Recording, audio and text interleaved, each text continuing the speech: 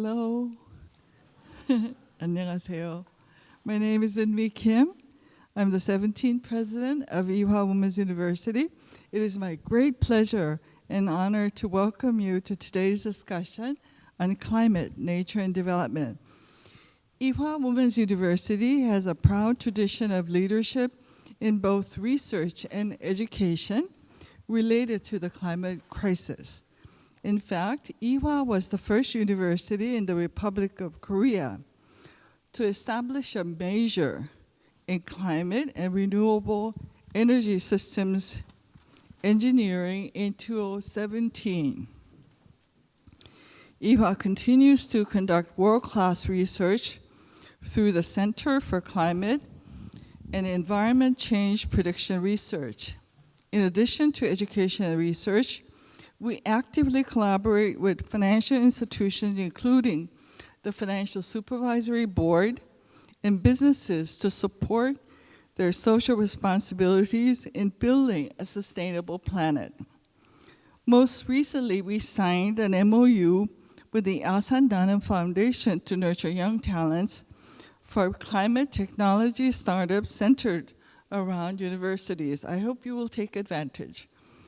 Ewha has truly been a trailblazer in the green transition, and I believe that is one of the reasons why our two distinguished guests have chosen Ewha for this important discussion on climate crisis.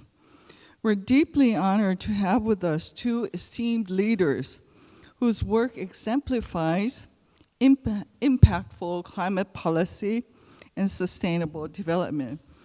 Let me introduce our two distinguished leaders.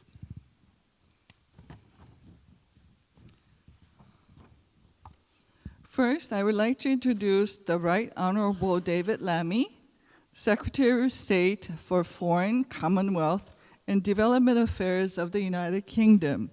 He was appointed very recently on July 5th, 2024.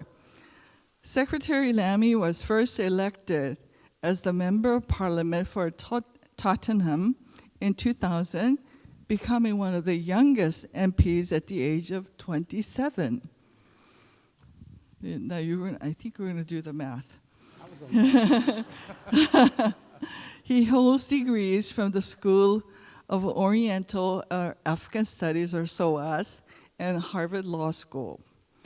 Throughout his career, Secretary Lammy has held many significant positions, including Shadow Foreign Secretary and Shadow Secretary of State for Justice. He is widely recognized for his advocacy in social justice, human rights, and climate action, and has played a key role in advancing the UK's engagement in global climate negotiations. Secretary Lammy, would you please share a few words with the audience? Well, thank you very much, President Kim, for that very kind introduction and being reminded that I was once 27. And thank you to Ewha Women's University for hosting us today. This is wonderful. And I'm delighted that you also, as a university, have partnerships with SOAS, the School of Orient and African Studies at the University of London, and Harvard, both universities where I was lucky enough to study and spent wonderful years at those institutions. It's a beautiful campus from what I've seen, absolutely beautiful campus, and it's just wonderful to be sitting here surrounded by nature in Seoul, and it's a perfect place, frankly, to discuss climate, nature, and development. So thank you very much. Today, my meetings have focused on security and growth, which is a traditional challenge for diplomats, but it's important to say that you cannot divorce those issues from climate and the nature crisis. And I was struck earlier on this morning when I was by the demilitarized zone that biodiversity and conservation work was up there. And there is a stark contrast to attitudes that seem prevalent on the northern side of that border. There are huge opportunities for us to learn from one another with our track record on offshore wind and Korea's impressive journey towards domestic reforestation as well. And ahead of COP29, we both know climate and nature are critical for our partners in the global south, who matter so much more in this geopolitically contested world that we're living in.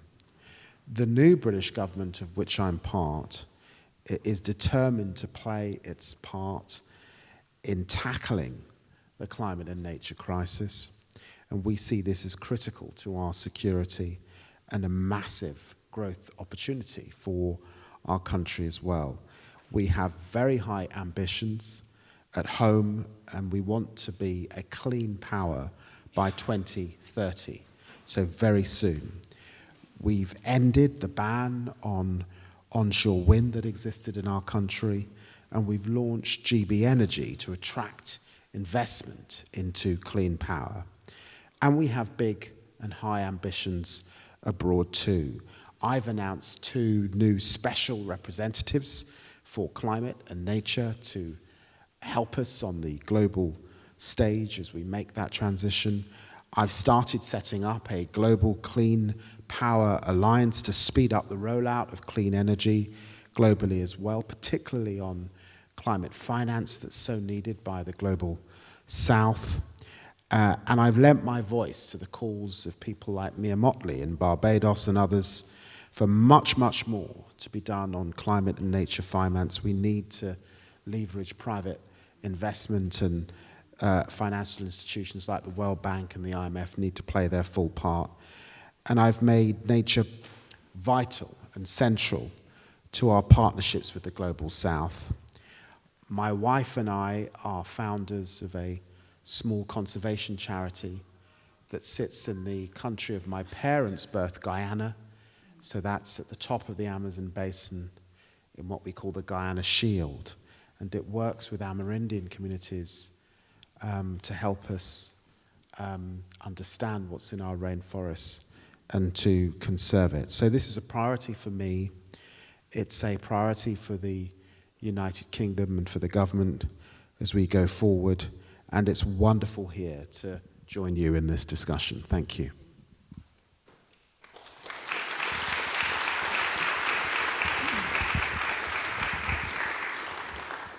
Thank you, Secretary Lammy. I think we'll have opportunity to hear more about your very bold initiatives. Thank you. Next, I'm very honored to introduce Chairman Kim Sang-hyup, co-chair of the Republic of Korea's Presidential Commission on Carbon Neutrality and Green Growth, a role he has held since August 2022. Chairman Kim has been instrumental in shaping South Korea's green policies, including the Green New Deal, and is leading the nation's effort to achieve carbon neutrality by 2050. His extensive experience includes president of the Jeju Research Institute and vice president for green growth and sustainable development at KAIST. Before entering public service, he had a distinguished career in journalism with leading media, including SBS and Mail business newspaper. Chairman Kim, would you please share a few words with the audience? Thank you for your kind introduction, and I really like to express my deep gratitude to President Lee and me, Kim and me, for hosting this meaningful event in this beautiful and historic place. And it is my great honor and privilege to engage in today's dialogue on climate change and nature crisis with His Excellency David Lammy, the 19th UK Foreign Secretary. Last year, Korea and the UK elevated their relationship to a global strategic partnership. This July, President Yoon Suk-yeol and Prime Minister Keir Starmer held a friendly and productive meeting on the sidelines of the NATO summit. Today, our relationship is stronger than ever, built on shared values and long-standing cooperation. One of the core areas of this special relationship is sustainability and clean energy, which makes today's dialogue particularly special. This summer, we witnessed record-breaking heat waves and extreme weather events around the world. And we now all know that the crisis is not merely knocking on our door, it is entered our room. And the very survival of humanity is at stake if we fail to respond. In this regard, the UK has long been a global leader in addressing climate change. It was one of the first nations to raise the alarm on this issue and take concrete actions. I remember under the leadership of Prime Minister Tony Blair and Gordon Brown, the UK introduced the Climate Change Act in 2008 and established the Climate Change Committee, which I visited 2 years ago. And this came with its carbon budget system that monitors emissions on a 5-year cycle, and it has been benchmarked by many countries, including Korea. And moreover, the UK was the first and fastest G7 nation to phase out coal power. As the birthplace of the Industrial Revolution, once fueled by coal and steam, the UK is now rapidly transitioning to renewable energy sources like offshore wind and expanding zero-carbon power such as nuclear energy. And I'd like to remind you that the UK has cut its emission by 50% this year compared to the level of 1990s. It is such a remarkable case. I really admire your case. And Sir Winston Churchill once said, the security of the British Empire lies in energy policy based on variety and only variety. And this principle has laid the foundation for the diversified and reliable energy mix that many nations are now eagerly following. And today we are privileged to be joined by His Excellency David Lammy, who became the UK's 90th Foreign Secretary in last July. And Secretary Lammy has made it clear that tackling climate change and nature crisis will be central to the UK's foreign policy. This is a huge stance that will resonate both at home and globally. His leadership is instrumental in ensuring a sustainable future for all of us.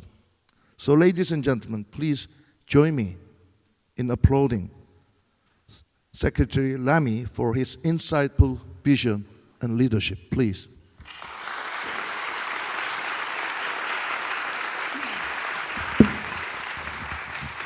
And thank you very much. Like the UK, Korea tries to be an early mover in addressing climate change.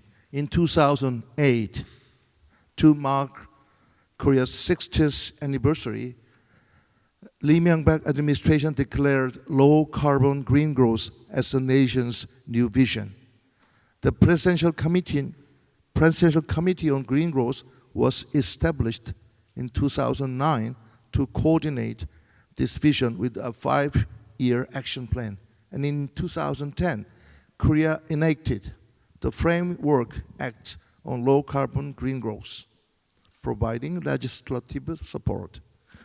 Even during the 2009 global financial crisis, Korea implemented a bold Green New Deal measures, investing over 50 trillion Korean won in green industry like electric vehicles and batteries to enhance green tech competitiveness. And in 2012, Korea became the first Asian country to legislate a nationwide emission trading system that was followed by China several years later. I recall this well and very vividly as I was the secretary to the President for Low Carbon Green Growth. Almost finished. It is true, this political transition have brought some fluctuations, but we are now moving decisively toward carbon neutrality and green growth. Since 2022, I have served the Presidential Commission on this with the Korean Prime Minister coordinating various efforts. The current government is fully committed to achieving the pledge made by the previous government at COP26 in Glasgow in 2021 to reduce greenhouse gas emissions by 40% by 2030 compared to 2018 levels. In 2022, Korea achieved a 3.5 reduction in CO2 emissions, followed by a 4.4% reduction last year. This success was driven by the expansion of zero-carbon energy sources like renewable and nuclear power. The power generation sector alone saw a reduction of more than 7% cut last year. However, much work remains to be done to achieve carbon neutrality. And we must decarbonize all sectors, industry, buildings, transportation, and more. And in that very context, recently, Korea announced a green blended financing plan to mobilize 450 trillion Korean won, which is equivalent of $330 billion by 2030. And we are advancing not just energy transition, but also developing cutting-edge green technologies, including SMRs, offshore wind, clean hydrogen, CCUS, and even AI technologies to green Korea's industry. However, the climate challenge cannot be solved by domestic efforts alone.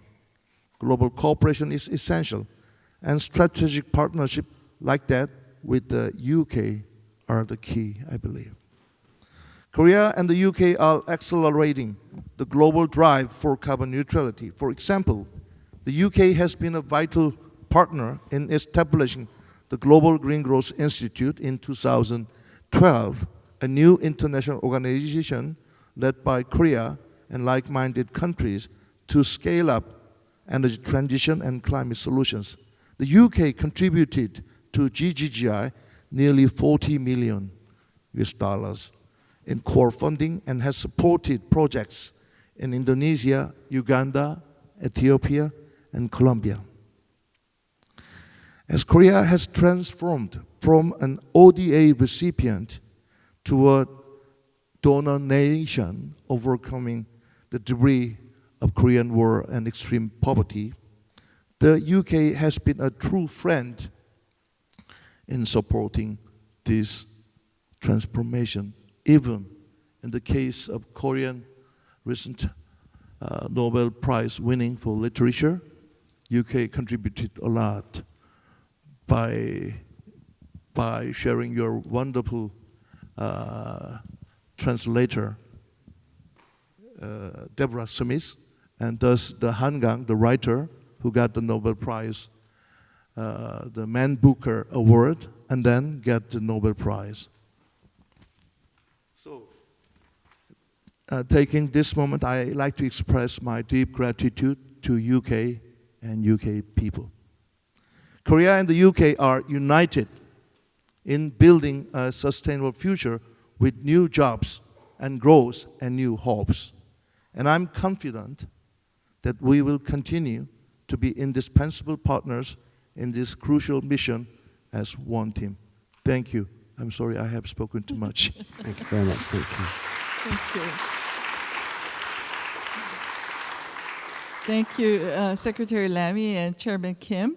I think we're really eager to learn more from your expertise. It's clear from the enthusiasm from the audience that this conversation is very timely and very significant. Before we continue, I would like to take a moment to introduce very distinguished guests who are joining us today. We're honored to have His Excellency Colleen Crooks, where are you? Ambassador of the UK, United Kingdom, to the Republic of Korea. His Excellency Chung Ki-young, Deputy Minister and Climate Ambassador from the Ministry of Foreign Affairs of the Republic of Korea. Maybe if you can raise your hand or say hello to our students.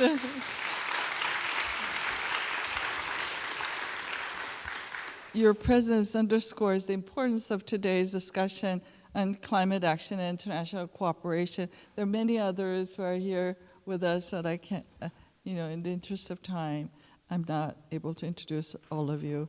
It's a true pleasure to host such a diverse audience today with more than 50 attendees from across government, private sector, and international organizations and NGOs, and of course our students. Your participation enriches today's conversation, and we're delighted to have you here as we explore the critical challenges of climate action and sustainable development together. The theme of today's discussion, climate, nature, and development, is very important in today's world as the global challenges that we face demand bold action and international and multilateral cooperation. Both our speakers have been at the forefront of these efforts, and we look forward to hearing their insights of how we can collectively tackle these complex issues. Let me start with Secretary Lammy. Recently, there has been extensive reporting on the UK's transition away from coal power, and Chairman Kim has also mentioned that. How was this transition achieved, and what does the UK's clean energy future look like beyond coal? Well,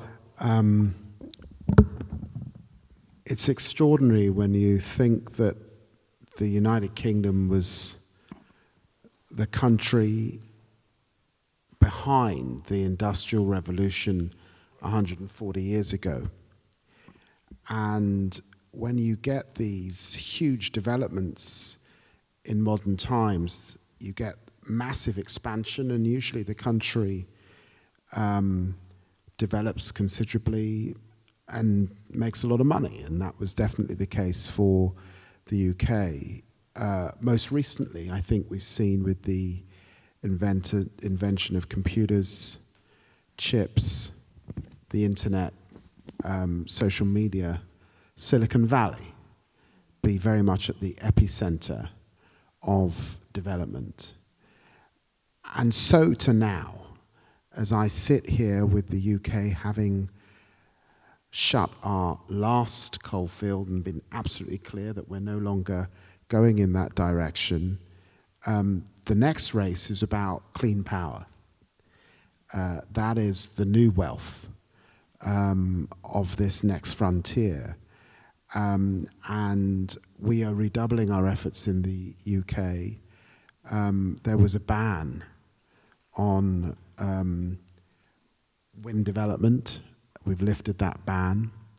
And so we now have both offshore and onshore wind being part of the renewable mix. Of course, we also want to develop our hydrocarbon capability. There's a role for nuclear. All of that to ensure that we are a clean power. But for a country that is, has a permanent seat on the UN's Security Council, it's also hugely important that we play our role to make sure that we can all participate in that race to be a clean power. At the moment, Africa represents just 3% of the global mix, for example, and therefore we've got to expend the finance, and that's going to means leveraging in the private sector, particularly the World Bank, IMF, and others, to get there. So I'm very excited. This is an exciting moment for our country, but it's an exciting moment working with partners like the Republic of Korea to accelerate that race to be a clean power, and to be part of this next revolution, which will benefit all of us and help us meet that 1.5 degrees that we all know we've got to get to if we want to ensure that other generations can benefit from this great planet that we all share. Did you face any opposition or tension when you were really trying to shut down coal power? Was there any sort of emotional? So there are two aspects to this. One is, I think, a bit less political than the other, and that is, of course, you can't just close off people's jobs and industries that communities have relied on and not expect substantial backlash. So this is about scaling back at a pace where people in communities can see new jobs and new opportunities arise in new industries that they can access. So it's about skills mix in local communities, education, training, and so it's a phasing out. It's not a sudden withdrawal. No. And we did have some real issues in the 1980s when Margaret Thatcher first started closing our coal fields, when it was a real sudden wrench for communities to lose jobs and really not have anything replace those jobs. And I think we've learned from that. So this is a phasing out. I think the second thing is a bit more political, and that's to say that it's with great sadness, in a way, that I sit here after 24 years, my 24th year in politics. I'm sad because it is still the case that the climate emergency remains a contested issue in political circles in the world. It is still the case that there are politicians out there who deny the science, who deny the pace with which we've got to move, and there is some oscillation in democracies between parties that believe in these agendas and parties that suddenly, pull down the drawbridge and pretend it's not there. But it's my real hope that at least in the United Kingdom, by the end of this next 10-year period, the deal will have been done and we will not have an oscillating politics. And it's very interesting. I don't want to stray too far into another country's politics, but it's interesting that when I speak to Republicans in the United States, many of the innovations that President Biden has enacted in the Inflation Reduction Act in their race for clean power and their transition, actually I'm being told that Republicans aren't going to row back on. They're going to continue to pursue. So I think it is important that we get to a place in the democratic world, at least, where this isn't a political football. It's something that's recognized in a bipartisan way we all have to do. I think that's a very important lesson to learn.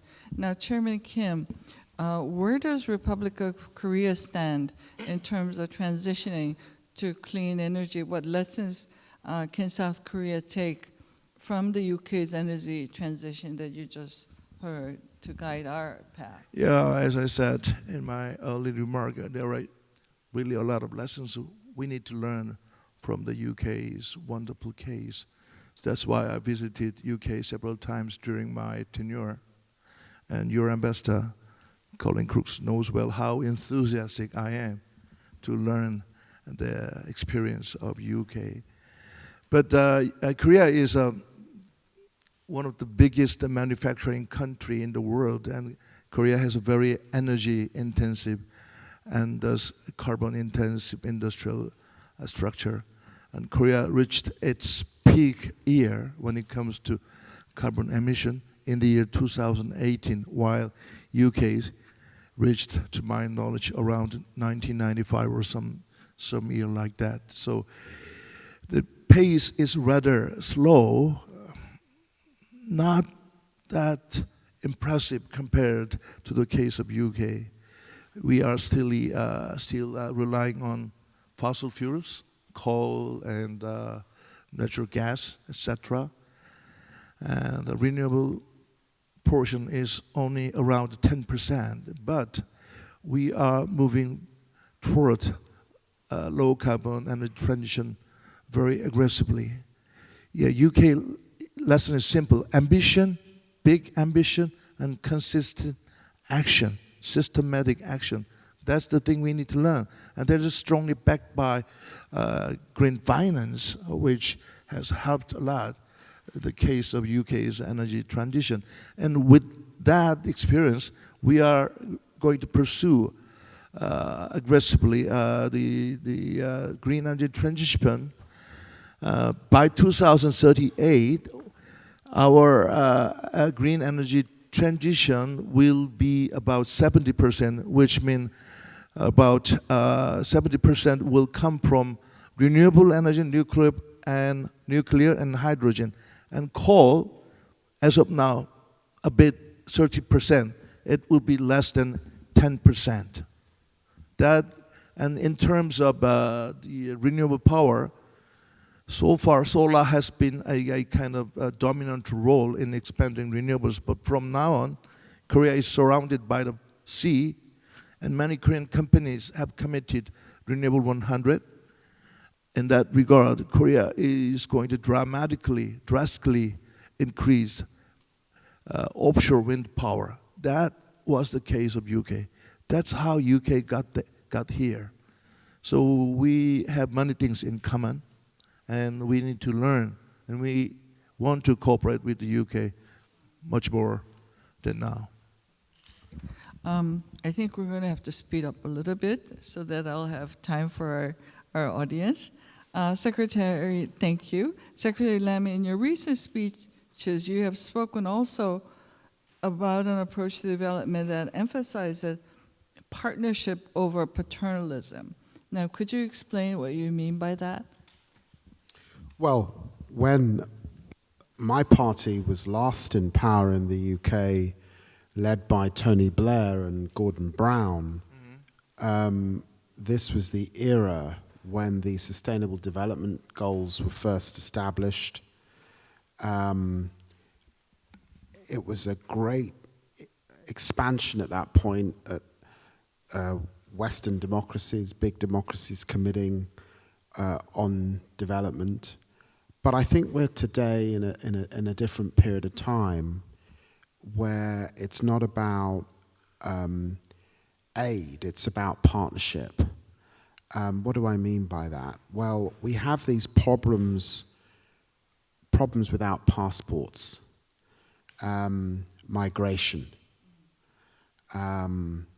conflict. And a lot of those problems are actually in the end being driven by the climate emergency. People fleeing the Horn of Africa and trying to get into Europe, for example. And the truth is that what people want and need is growth. What we want in our country is growth. What they want in the Sahel is growth, because that's what will keep young people from being seduced by the power of extreme jihadism, for example. And therefore, it's about engines for growth. It's why climate finance is really important, fixing the rules, fixing the debt issues that surround so many countries, gripping the World Bank and others to extend the finance so that countries aren't left behind in this race for clean power. And it's why we've got to work in partnership with others. And so it's really interesting. Voices now on development and aid aren't just Western voices. People like Mia Motley in Barbados, people like Ruto in Kenya are leading the debate alongside more traditionally Western partners. So I think that's what I mean by moving from paternalism to partnership, and also recognizing that we've moved on from a period where so many of those countries were colonies and colonized, and harm was done, and moving into a different era, working alongside people. After this trip to Korea, I'll be going on to Samoa for the Commonwealth Heads of Government meeting. The Commonwealth is a very interesting body that brings together a lot of small island states in the Caribbean and the Pacific with big countries like Australia, Canada, and the UK. It comes out of a colonial period, but today it's a family of nations coming together to fix the world's global problems, and it's fantastic.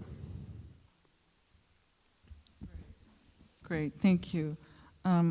Now, Chairman Kim, South Korea's official development assistance ODA budget is growing every year, and we saw a huge growth actually this Yes, year. yeah. Many other countries, in fact, during COVID and after COVID, has actually decreased their ODA, but Korea has shown a sizable increase, I think over 40%, which is really quite remarkable. But public funds alone cannot cure the problems, especially what is going on in the Global South after COVID-19. How can governments effectively leverage partnerships with the private sector? Because we need the help. We need to have partnerships with the private sector as well. Yes, yes. What is your suggestion? Yeah, firstly, I'd like to talk about the Korea's green ODA strategy. Korea's ODA, the amount may seem not that big enough, but Korea's money, ODA's money, is new and additional. So this year, it increased more than 30% this year, amounting to 6.2 trillion won, which is 4.5 billion US dollars. And more than half of that ODA goes to green area. So it shows our political will to helping other countries with the spirit of partnership, as you pointed out. And the President of Korea made it clear last year at the G20 summit, Korea will try to be a green ladder in helping the green transition of developing countries. And on top of that, budget cannot be enough. We have a huge finance gap between what is needed and between what we can deliver right now. So blended finance between private and public sector is critical. That's why Korea introduced a plan to mobilize more than 300 billion US dollars by 2030. So creative deployment of that mechanism, it will be critical not only for Korea's transition, but also in the international realm in many areas. Yeah. To achieve SDGs. Yay. Yeah. Now, thank you both. Now I would like to open the floor for questions for our students in particular. To allow enough time for responses, we'll take 2 or 3 questions, and I would then ask our speakers to respond. Is that okay? Yeah, no problem. Students and guests, because we don't have much time, please, focus your questions on the theme of today's discussion. Please raise your hand and we will have a microphone delivered to you. Okay, be quick. I see a hand over there and there. Hi, my name is Ju-Young Cho, and I'm a current Iwa student right over here. And thank you so much for this opportunity first, and I'm honored to be able to ask a question. My my question is that how could we balance between the individual and community responsibility in tackling this climate action? Because when a community takes up responsibility about this climate change, I feel like it's easier for the individuals to feel less urgency. So what could we do? And like, how can we manage to have all these individuals and community work at the same time effectively in order to tackle this climate change? Hi, thank you for the opportunity to ask you a question.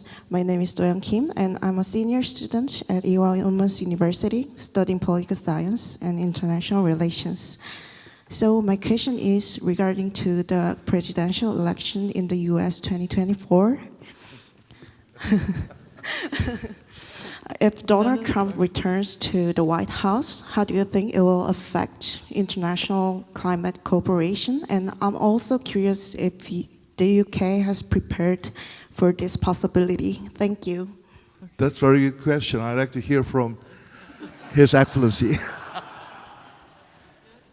Hello, it's an honor to be able to ask you a question. My name is Leila Rovella. I'm currently working at the Green Climate Fund, and we're very thankful to the UK and also Korea for their support to this incredible mission that we have here at the Green Climate Fund. But my question is really a personal one. I've been extremely inspired by your own personal take on climate justice, and I think it's very giving a hope to the world that you're currently the Foreign Secretary, because climate crisis is really affecting everything in the world right now, including all the conflict, as you mentioned. So I have actually two questions. The first one is, how do you see the UK work in the fragile and conflict-affected states, and how to encompass the work in the climate with this? And the second one is, do you think the UK can become the new leader for everything related to, for example, as you mentioned, Mia Mottley's initiatives, or some other more bold initiatives such as the billionaire tax that we've heard about recently? Thank you. Oh, super easy questions for you. Mr. Lammy. I think the first question we'll definitely share on individual and community responsibility. As a politician, I am primarily focused on what we do as a collective, i.e. what we do as governments, as international allies and multilateralists, how when we come together we make a difference on the climate agenda, because the truth is we of course have to think about our own individual behavior, but I think we've learnt now in government that you have to create the circumstances in which people can make those right choices. You have to demonstrate leadership, because the truth is the challenge of the climate emergency will not be solved solely by the UK and the Republic of Korea. We actually have to do this, all of us, on the planet. And then there are questions of equity. You know, I have, as I said, done some work with Amerindian communities in South America, and the truth is these people are the custodians of the planet, but in terms of their ability to shift the dial, they need people like us in this room to step up on their behalf. So there is a balance to be struck. I'm pretty focused on what we do collectively, but yes, individual action is important. But I have to say, overwhelmingly, I do think generationally that that battle has been solved. My experience of younger people, and actually I would say younger than 40, is they get this stuff. You don't have to make the case for individual action. It is there all around the world. On the US election, I am the UK's chief diplomat as Foreign Secretary, and therefore I hesitate to comment on the US election and its result. It's only a few weeks away. We've got to see what the result is. But I do think that, again, the world has moved on since the last time Donald Trump was president of the United States. What do I mean by that? Well, there is now this fierce competition between the United States and China. It means that I can't see Donald Trump accepting China's role in producing so much of the world's electric vehicles. I just don't see that. I think he'll want the US to have a big share in that market. For example, if you look at the Inflation Reduction Act, a lot of the subsidies that go towards the manufacturing that you talked about earlier are in what we call red states. These are Republican states. Much of that work will continue. Yes, of course, the rhetoric will be different, as you would expect with Donald Trump. But actually, the action moving in this direction, I think, will largely be the same. And that will in part be because of competition issues. Thank you for what you said on climate justice. I do care a lot about equity issues as well as opportunity issues. And this is to make sure that those who've lost out in the past are able to benefit in the future. And I'm thinking of indigenous communities. I'm thinking of those who are still living in poverty in parts of the global south. But I'm actually also thinking of communities in countries like the UK. I said before that the UK was obviously a pioneer in the industrial age. Well, you know, we had a lot of people who went down those mines, who dug those coal, who ended up often with lung disease and other things. And we have a responsibility to those communities to make sure that they aren't left behind in this race for clean energy. They're centered as we think about the new jobs and the skills that those communities need. So, you know, I did a TED talk on climate justice a few years ago that I'm still very proud of.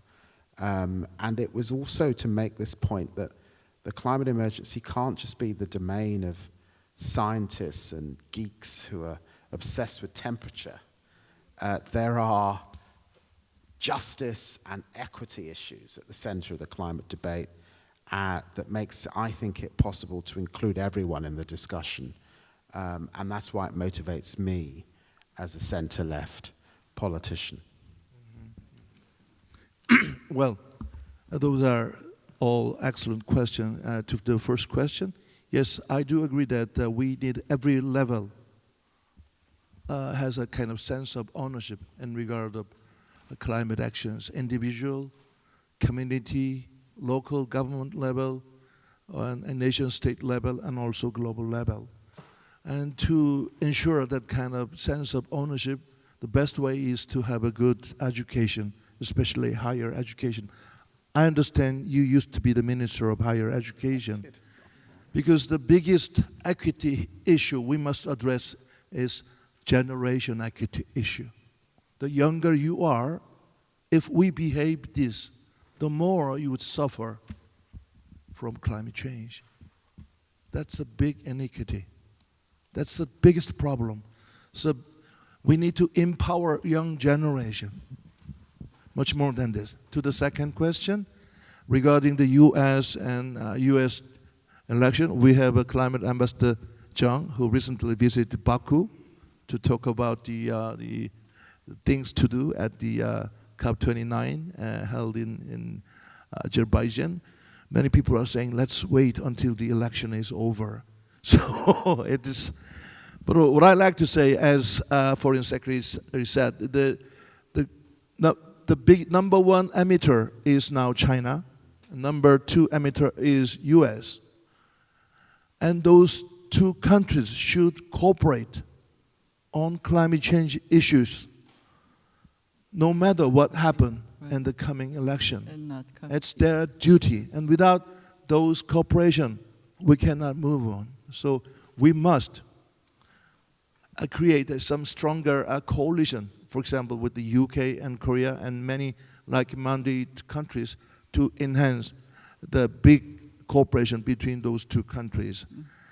And third, yeah, I think I have already answered. The education is so important. And IHWA is demonstrating wonderful, wonderful initiative. I thank you for that. Thank you. You know, I wish we had a lot more time. I had hoped that we could ask more questions, leave more questions, time for the audience, and would have gone back to our distinguished speakers for their final remarks, but I'm told that we're really running out of time. So I would just summarize that we can conclude that leadership, innovation, collaboration at all levels, including government, private sector, and individuals like you and me should all work together, and it's nobody else's responsibility but my responsibility to work on climate action together. So with that, let me conclude. Let us give our two distinguished speakers a big round of applause. Thank you. Thank you. Thank you so much.